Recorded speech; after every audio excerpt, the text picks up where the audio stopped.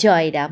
ভক্তপ্রবর রোহিণী কুমার মজুমদার বলেছেন, পুজো পার্বণের সময় ঠাকুর উপস্থিত থাকলে তাহারা তাহাকে একটি চেয়ারে উপবেশন করে পুজো করতেন এবং অন্ন ভোগ দিতেন।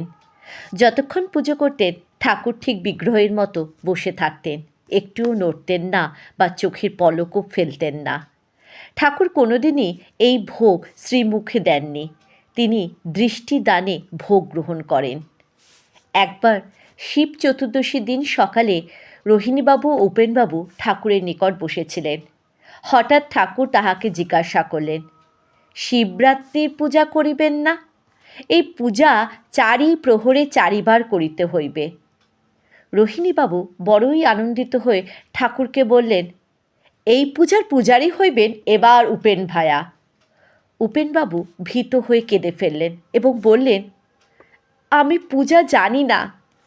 ঠাকুর তাহাকে আশ্বাস দিয়ে বললেন, পূজার জন্য আপনার চিন্তা করার কোনো কারণ নেই। ঠাকুর তাহাকে পুজোর কয়েকটি মন্ত্র বলে দিলেন এবং পঞ্জিকায় কয়েকটি মন্ত্র দেখিয়ে কাগজে তুলে নিতে বললেন। রাত্রিতে 4 প্রহরে 4 বার শ্রী শ্রী ঠাকুরকে সেইভাবে পুজো করা হলো। ভক্তগণের ইচ্ছায় প্রত্যেক প্রহরে পুজোর সময় ঠাকুর নিজে এসে চেয়ারে বসতেন। উপেনবাবু পুজো করেছিলেন, 4 বারই ভোগ দেওয়া হয়েছিল। জয় রাম, জয় গোবিন্দ।